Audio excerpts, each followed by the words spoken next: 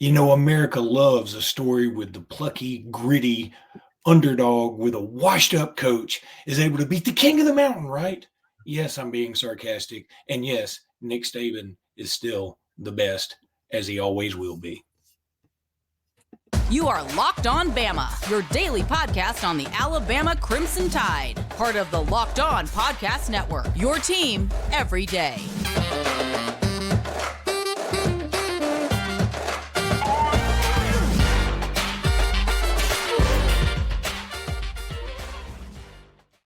Hey, everybody. Welcome back into Locked On Bama. Luke Robinson, that's me. Jimmy Stein, that's him. This episode is brought to you by LinkedIn. We'll tell you about LinkedIn in just a bit. And thanks so much for making us your first listen every single day. I wish you could have made us your first listen last night, but I had to go to Atlanta and just hope and pray that Georgia didn't beat the brakes off of us like everybody said they would. And lo and behold, there we go, lucking out another victory. Jimmy, it's just, I can't believe how lucky we are. Yeah, well, we get every break. We get every official's call. As we know, Alabama, we're very famous for getting all the calls and never complaining about the officials ourselves. On the one hand, it's a surprise because Alabama was a 6-point underdog and won the game by 3 points. So it was a 9-point swing surprise. But why anyone is ever surprised that Nick Saban does something great, that's probably the most amazing thing of the Saban tenure. We're this deep into the greatest head coaching tenure of all time in the sport, and we still are surprised when Nick Saban proves to be the smartest man in the room. Why do we continually underestimate the greatest to ever do it? And he did it again. Just an unbelievable game, and we'll get into the weeds obviously all week because we'll have 4 weeks to the next game, whatever that game is. As we record this, it's prior to the rankings being announced. But I'll say that my number one surprise, Luke, in terms of how Alabama won the game, I really thought the only path to Alabama's success in this game, the only way Alabama could do it was by Jalen Milroe playing his best game of the year and Jalen putting together the A+ performance that we've been waiting on. And I don't think that was the case. I mean, this is a compliment to Jalen, not an insult. This is a compliment to the team. This is a compliment to the team and a compliment to Jalen. That wasn't their best game. That wasn't Jalen's best game. I've seen Jalen play better for longer stretches of time than he did. And again, no athlete anywhere plays their best every week. No one does that anywhere. So it's really idiotic for Alabama fans to hold their players to the standard that no one else does, not even in the NFL. Does Patrick Mahomes, does he play his best game every week? No. But he's the best to do it. Point being, Alabama did not even play. Alabama can play better than they played yesterday, and Jalen Milroe can play better than he played yesterday, yet Alabama still beat the number one team, and not the number one team in 2023. The number one team in 2021, the number one team in 2022, and the number one team in 2023, and still has some improving to do, or still has a game out there that's again, I refuse to believe they've played their best game. I just hope their best game doesn't come in like the Fiesta Bowl against Oregon. No, I think you're right. I don't think it will. I'm going to go on record right now saying I think Alabama's going to get in. I think they should get in. And also, here's what I'm going to say, because I want to spend a lot of time on Jalen Milroe, because I think what you're saying is right. I want to tell you in advance, Jimmy, you're going to have some detractors that think you personally don't like Jalen Milroe. And I know, and I know it's silly, and you know it's silly. But I think what you're saying is even more of a compliment than you're letting on, because here's what I saw yesterday. I saw a guy that didn't play his best, and his non-best was still really good. And still good enough. That's when you know you're a good quarterback, when you're not on your A game and your B game's enough to beat Georgia. That's good, man. He's come so far, and he's so likable. And again, he had a couple of mistakes. I don't care.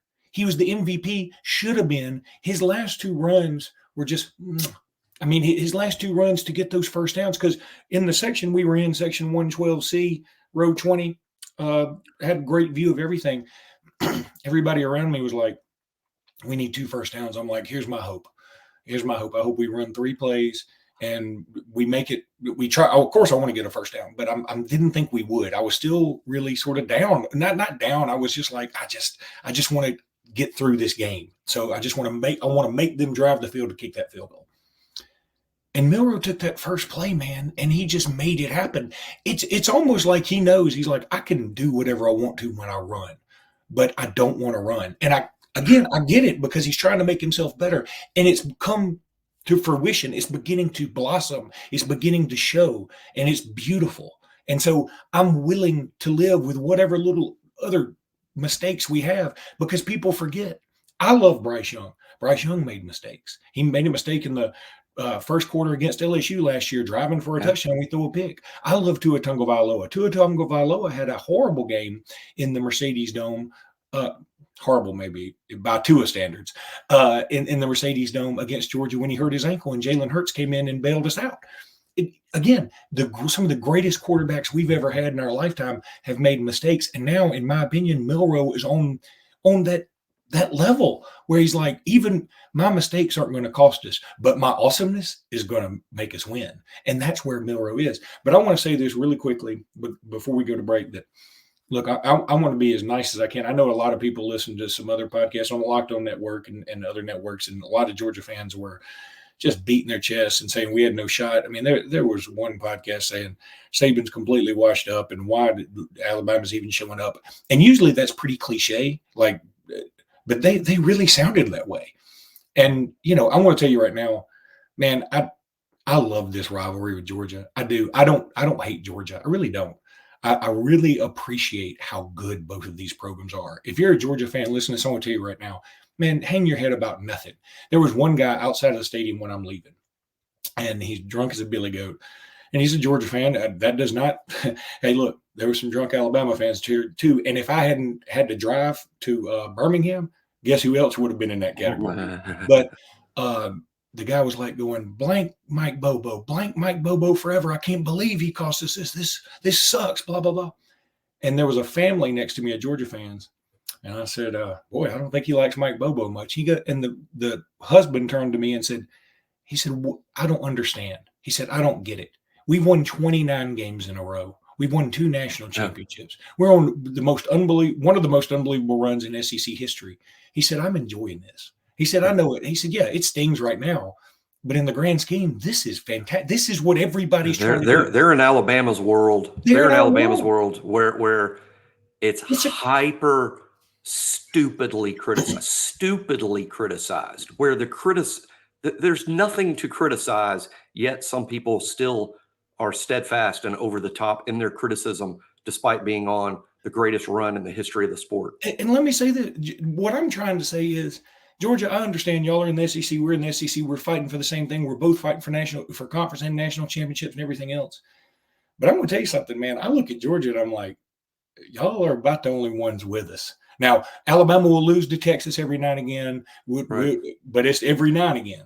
And we'll lose. We'll have a struggle with Auburn, just like Georgia had a struggle with Auburn, just like Georgia had a struggle with Missouri last year. But if you ask me, it's Alabama and Georgia against the world right now. They won't make it in. They won't make it in. They won't make it in today, but they're one of the 4 best teams. Jimmy, they're one of the 3 best teams. Yeah, I agree.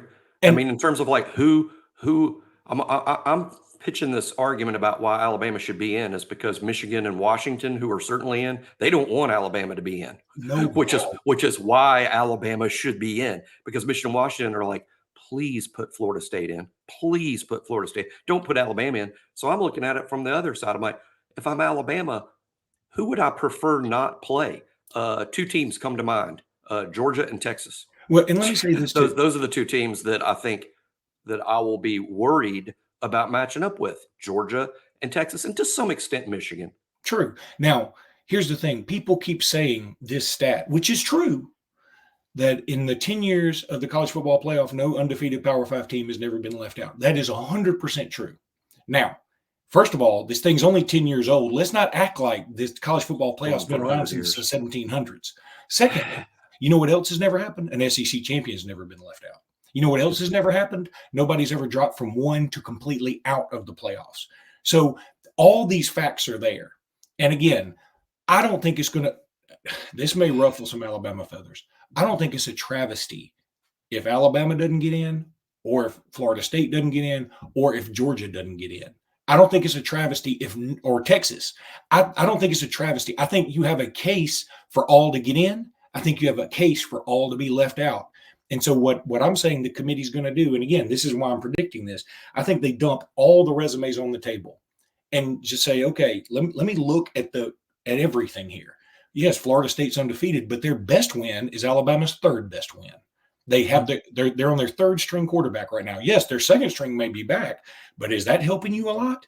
Yes, they beat 2 SEC teams, but they beat one of them with a much better quarterback in week 1, and they beat the second one is Florida, who is hanging on to SEC status by a thread. Yeah, they're 4-8 or 5-7 or something. I mean, I don't see how that's a resume maker whatsoever.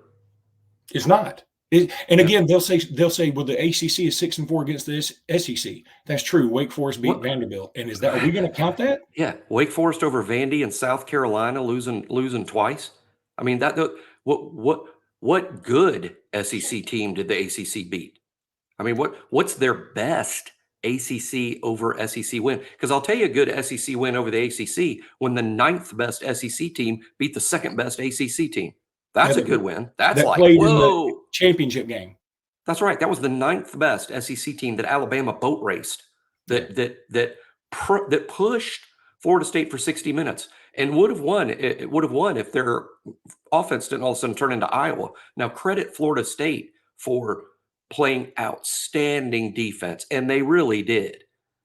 But that Louisville team lost to Kentucky and Pittsburgh. So didn't just shut down a Lincoln Riley's Oklahoma. No. And also, if the officials would ever call a pass interference on Florida State, it would help. There was just occasionally 5. There was 5 penalties they could have thrown for pass interference, and they never did. And I thought the officiating was pretty ridiculous, but no doubt Florida State won that game. No doubt Florida State's better than Louisville. And I think it's an achievement that they could beat a quality team with their third quarterback. That's an achievement. But Florida State, end of the day, Florida State's strength of schedule per ESPN is 55. Alabama's is 5. For Alabama to be in front of Florida State, I think Alabama has to play a significantly stronger schedule. Okay, 5 to 55. That counts. Pretty significant. Jimmy, when we come back, I want to wax poetic about Jalen Milroe for just a bit. Oh, yeah. But right now, because somebody who doesn't need a job right now, that's Jalen Milroe. He's got a job, and he's got a job for as long as he wants it, if you ask me. But when you are hiring for your small business, you want to have as many top-tier candidates as possible to interview. That's why you have to check out LinkedIn Jobs. LinkedIn Jobs has tools to help you find the right professionals for your team fast and for free. LinkedIn isn't just another job board. LinkedIn has a vast network of more than 1 billion professionals, which makes it the best place to hire. Hiring is easy when you have that many quality candidates. It's super easy. So easy, in fact, that 86% of small businesses get a qualified candidate within 24 hours. That means well beyond 60% of the time, it works 100% of the time, to use an Anchorman quote. LinkedIn knows that small businesses are wearing so many hats and might not have the time or resources to hire. Thankfully, the process is intuitive, quick, and easy. They even just launched a feature that helps you write job descriptions, making the process even easier than what I was talking about before, which seemed impossible. But post your job for free at linkedin.com/LockedOnCollege. That's linkedin.com/LockedOnCollege. Post your job for free. Terms and conditions may, and I bet they do, apply. Oh, God. Jalen Milroe. I mean, Jimmy, the growth of this man, there's still going to be people, they're going to be people who don't want Alabama fans to love him because there were some Alabama fans that didn't want to bench him. And frankly, I was on board with benching him just to see what else was out there. We saw what else was out there. It wasn't much. And then we were scared to death because we were like, oh God, we're going to have a long season. And we didn't, because Jalen Milroe grew before our eyes. I mean, I feel like I've had 4 children, and, watching them grow can be sort of a long and a quick process at the same time. And that's how I feel about watching Jalen Milroe's growth as a quarterback this year, that like at the same time that I was seeing some mistakes that could be prevented, I was seeing this astronomical growth that just it blew my mind how well he's come. And also shout out to Tommy Rees. Probably every Alabama fan owes Tommy Rees a bit of an apology, and Saban on top of that, because a lot of people thought Saban again had made a horrible call in hiring this man, and he has done nothing but pick up the offense. And no, it's not a thing of beauty. It is not the most beautiful offense we've ever had, but it's beautiful enough to get us where we are, which means we won an SEC championship after struggling. And I'll agree, we struggled with South Florida. So, man, it deserves a round of applause. And then especially, though, Jalen Milroe, because in the end, Tommy Rees is getting paid to do his thing. Nick Saban's getting paid a lot of money to do his thing. And Jalen Milroe is the one who has to go out there and sling the ball all over the field and catch bad snaps and try to dodge defenders when our offensive line breaks down. But our offense, by the way, I also want to say this. I know we gave up 4 sacks. Our offensive line was awesome Saturday. Awesome. That was the offensive line we were hoping to see, I think, all season long. And they played that way throughout November. This isn't new, but they really developed into a high-quality offensive line late in the season. And I would match them up against anybody now. Jalen Milroe is, again, Alabama should be in the playoff, and the reason is Jalen Milroe. Alabama would not be – if Milroe had not been our quarterback and had been one of the other guys, Alabama would not be in this position. They're in this position because of Jalen Milroe. Milroe is the reason Alabama was able to beat Georgia. And again, as I started the show with, it's the ultimate compliment to say, I think Jalen can play even better than that. And he was – how good was he? He was the SEC game MVP. Deservedly so, because he's the reason Alabama won the game. I think some of the second half touchdown drive that won the game was a masterpiece. Milroe to Bond, and one more time, Milroe to Bond. 4 completions to Isaiah Bond on the championship drive that won the game. And then when Alabama needed to run out the clock, because if Georgia had a lot of momentum after their touchdown, if we had to give the ball back to them, I shudder to think what might have happened. But Alabama didn't give the ball back. Why? Jalen Milroe. That's why they didn't give the ball back. He's etching his name into Saban quarterback lore, Luke, because not only does he now, I think, belong in the lineage of Jalen Hurts to Tua to Mac to Bryce. He not only belongs in that lineage, I'm not so sure he's not the best playmaker of the group in terms of like, we need a play from the quarterback here. And Milroe delivers big plays that are like him. That's all Milroe. He's such a great kid. So yeah, I'm a huge fan, always been a huge fan, no matter what you gotta say. Actually take heat at the BOL job for being too pro Milroe. It's hilarious here that goes the other way, but that's what happens when there's always a microphone in front of you, right? But hey, what a performance by the defense too. Georgia hobbled a little bit. Let's admit they're hobbled a little bit. That's not the 100% healthy Brock Bowers or Ladd McConkey, but still Georgia's got plenty of weapons. That's why they've won 29 in a row. And that Georgia-Alabama game next year in Bryant-Denny, dude, epic. It's going to be epic. And I hate to sound so a couple of generations behind me or in front of me. I don't know. Whichever generations will be younger. I don't know how you'd phrase that. But miss me with that, please. I'm not going to even bring up the fact that, we had 2 receivers hurt in the national championship game. I don't even want to bring up that. I mean, that it happens. Injuries do happen, and we lost the game. We still could have won. We had injuries too. We had injuries that affected us too. We had injuries that affected Alabama too. We had injuries in game. Dallas Turner went out, and I'll tell you, when he and Kool-Aid went out at the same time, I remember seeing Dallas Turner, and I was like, "Oh crap, he went out." And then somebody said Kool-Aid's down too, and I was like, "Oh God," I almost wanted to leave. But the Dallas Turner was in not too long after that, and I just watched the replay this morning. I got up at 4:30 to watch the replay, and I watched the replay this morning, and you could see him like. He wasn't even rushing the passer. He was just out there to be out there. And he was sort of holding his shoulder, just trying to get upfield. He wasn't giving, he was giving 60%. Again, I'm not dog cussing him. I'm saying he gave all, he was like, I'm hurting really badly. I'm trying to do this. I'm still the best option. So I'm coming out, but my shoulder's killing me is what it looked like. And then Kool-Aid, I don't think, now again, I wasn't paying super attention this morning and I had to stop to come do this. But I don't think Kool-Aid went back in after he got hurt, did he? No. Kool-Aid left with a concussion and never came back in. And I'm glad we don't play next week because he would have to miss a game, just like Rodemaker at Florida State had to miss a whole week with his concussion. But yeah, I think he has to miss 3 weeks, they said. Shout out to Trey Amos, who played Stop there. extremely well. Stop there, because that goes into unsung heroes, which we're going to get into right now as I tell everybody about FanDuel. What a fun day it's going to be on FanDuel, by the way. If you want to check out this new site and have some fun, you can, because there's going to be a lot for you to be able to take. But right now, new customers get $150 in bonus bets with any winning $5 moneyline bet. That's $150 if your team wins. If you've been thinking about joining FanDuel, and trust me, it's fun, there's no better time to get in on the action than right this very minute. Go check them out. The app is so easy to use. Jimmy can use it. I can use it. There's a wide range of betting options, including spreads and player props. And the player props are so much fun. The over-unders and much, much more. The player props are what I really love. So visit FanDuel.com/lockedon and kick off the NFL season, or get ready for bowl season, or NBA, college basketball, whatever you want. They have it all. But FanDuel is an official partner of the NFL. Yeah, that's where I wanted to go with unsung heroes, and I think we start there.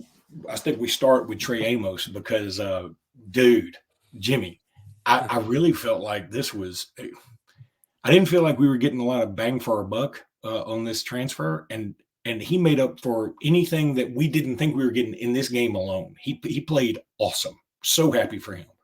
Yeah. I think he's played pretty. He's kind of been the dime back all year. It's kind of weird to call him a dime back when he's a corner, but – For those that don't follow this closely, what's happened pretty much all year long when Alabama's been healthy in the secondary, when Alabama goes to a sixth defensive back, Amos comes in and plays corner, and Terrion Arnold moves to star, and Malachi Moore moves to safety. That's what Alabama's done all year. Not everybody knows that because Amos has been so good at corner, no one's really taken advantage of him for people to say, why is number 9 on the field? Because he's been pretty good. But he ratcheted up a level. I thought it was his best performance. Georgia, see, it's kind of a coaching thing, right? They know who you're bringing in as the 5th guy. They know who you're bringing in as the 6th guy, and they try to pick on that guy because they figure, well, he's clearly not one of their best 4 or he'd be playing. So coaches try to pick on that 5th guy and try to pick on that 6th guy. Well, what do you think happens when someone comes in for Kool-Aid? I mean, Bobo up in the booth is like, we got to go after 9, and they did. And he was up to it one time, even defending perfectly Brock Bowers in the end zone, which is a tough ask for a corner. And they did that, by the way. As soon as Kool-Aid went out, they went at him right immediately, which is smart. It's smart. It is smart. And Amos stood up to it. Now, he did drop an interception. On the one hand, he made a great play putting himself in the position to intercept the ball, and then he didn't. That's what I'm saying about Alabama leaving plays on the field. There were 2 interceptions that were just simply dropped. And then there were 2 others that Alabama had a good shot at, may have misplayed it a little bit, but 2 were just dropped. And I think for that reason, Christian Story dropped 1 and Amos dropped 1. But Jimmy, and you and I love Christian Story so much. But when he dropped that interception, it really was. It wasn't like somebody ran over my dog, but they came real close to hitting him, and his life flashed before his eyes. I was like, man, that was I love moment. You so much. Make that play. That was his moment. Again, but it was a good play to knock it down, but it was right there. And then Malachi Moore missed one, and that, frankly, was so weird. It was like everybody misjudged it. Yeah, I think Malachi had made up his mind. See, sometimes, you got to commit to things in football. You got to commit. You can't be caught halfway, like halfway doing A and halfway doing B. You need to commit to A or B, or it's not going to work. I think he committed to knocking the crap out of Brock Bowers. And I think he was like, okay, Bowers is going to catch this ball. I got to knock it loose. And he committed to that. And then the ball wasn't thrown well. And he could have adjusted and played the ball, but I think he had already committed to A and couldn't come up with the interception. But that ball should have been picked. And as one more example of how in this game, Jalen Milroe outplayed Carson Beck, because Carson Beck, his numbers aren't bad and he played okay. But boy, how close was that to being a disaster for Beck with all those almost interceptions that Milroe, didn't really do. And let's talk about that for Milroe again, as much as we praised him. No interceptions, no turnovers in playing against the most elite defense in college football, in my opinion, certainly on the short list. I mean, I hate saying this, and there'll be some Alabama pushback. I think Georgia's defense is at least as good as ours, if not better. It's better. I would say it's better than ours. I think it is. I think it's better than Alabama's week to week. What else I loved about Milroe, and again, he's got such a nice combination of all the quarterbacks we've talked about. Again, I know there's some detractors that want to say he did this wrong, that wrong, but the little push pass, he did that again. Where he had the push pass to Isaiah Bond in the second half. It wasn't perfect, but it's what we needed, and he made it happen. I'm curious because I've watched the replay of the Bond catch that CBS. By the way, at this point, I'm so glad CBS is gone. For the love of God, I mean, could they harp on one play more than that? I mean, Jiminy Crickets, let it go, bruh. Gary. Don't worry, Gary. You have made it so next year you get to complain about if Iowa held or not against Michigan State. Good luck with that fun matchup. Yeah, I'm going to miss CBS and not miss CBS at the same time. I think the production is great. The camera work's great. The size of the production's unbelievable. But there's other broadcasters I prefer doing our games, and but that's hey, we won the last one. We won the last one. Not only won the last one, won the last SEC championship, which is fitting because CBS has documented many Alabama SEC championships and SEC championships, and wow, they did it. They did it, dude. I mean, it was amazing. It was so much fun. I'm so proud of this team. And look, they may not get in. I mean, I will say this. I think I said at the beginning of the program that it is not, people are going to lose their minds when somebody gets in, when somebody doesn't. We may be the ones losing our minds, good or bad. It's not a travesty if Alabama or Texas or Florida State or who's the other one? Who am I missing? Georgia. Texas, Florida State, Georgia. Yep. Or Georgia or Ohio State, if you want to throw them in. It's not a travesty if any of those 5 teams gets in or gets left out. In my opinion, Ohio State has the least chance to get in. But if you're going by the letter of the law in terms of who the 4 best teams are, I'm putting Georgia in all day. Now I'll figure out the rest. I'm also putting Alabama in, and I'll figure out the rest. But for those people saying, well, this is the way it's always been, we just got to put Florida State in, you don't. And it's not a travesty if you don't. And quit pretending like it is. It's written into the rules. It's written into the rules that Right. They don't have to put Florida State in because it specifically says in their rules, in the rules that the committee goes by, it specifically says if there is an injury that can affect how that team might play going forward, we can take that into account. It's in the rules. So, and they do it because you know why? And look, here's the other thing. People say, well, they let TCU in last year. I would say there is a difference between letting a 1-loss TCU team in and who I guess they wanted to put a 2-loss Alabama team in. We had 2 losses. 2 losses begins to get tough to overcome. No 2-loss team's ever been in. So it would have been controversial, to say the least, to put Alabama in, though me and Nick Saban, as he pointed out yesterday, I was saying 1 year ago today on the show that we did 1 year ago today, I was saying Alabama should be in. Why? They're better than TCU, and it's about the 4 best teams. They're better than TCU, and the postseason proved that I was right about that. I think the postseason proved that TCU shouldn't have been in the national championship game, and Alabama whacked the team that beat TCU in the bowl game. So Alabama was one of the 4 best. I'm with you in that Alabama was better than TCU. But see, and people get caught up in this. Well, if it's just the 4 best, why don't we go by recruiting rankings? Because listen, I know this is all about critical thinking, but it's also it's a combination of best, deserving, potential to win it all. I mean, if you watched Florida State these last couple of weeks, you know they cannot win it all. They can't. So whoever they get, if they make it in the first round, is getting a layup. And that's not what this is about. And there are other teams that are viable candidates. And whether you want to believe that or not, this is not like we're saying put a 4-loss team in. We're saying put a 1-loss Alabama or a 1-loss Georgia or a 1-loss Ohio State or a 1-loss Texas in over them. And all of those teams would beat Florida State right now. And if you don't believe that, you're Danny Cannell.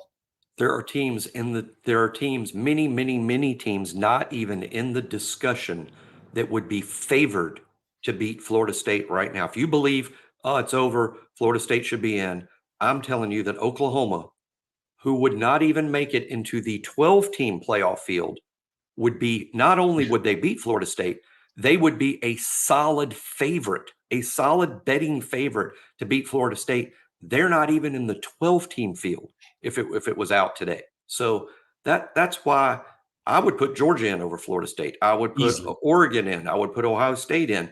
I would put Missouri, Penn State, Ole Miss in over Florida State because they're not one of the 4 best teams. And I hate it that they lost Jordan Travis. I hate it that they did. And now I'll be famous on Locked On Knowles or whatever. I'll say, look, this is just my opinion. No one has to agree with me other than me. I think if Jordan Travis was completely healthy and Florida State was playing as well as they've played all year, they still wouldn't beat Alabama, Michigan, Texas, Georgia. Ohio I State. think probably not Ohio State. I think even at Florida State's best, they're probably the 6th best team.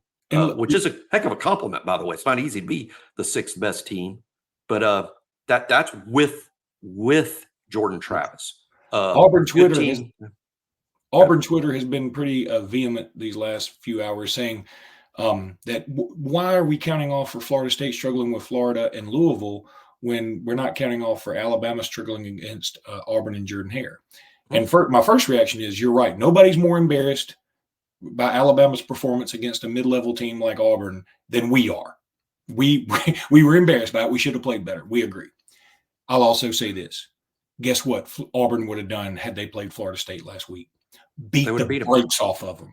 They would have beat Florida State. I completely agree that current Auburn beats current Florida State. And as far as the struggling with games, I get that. But okay, Michigan struggled with Maryland. They're in.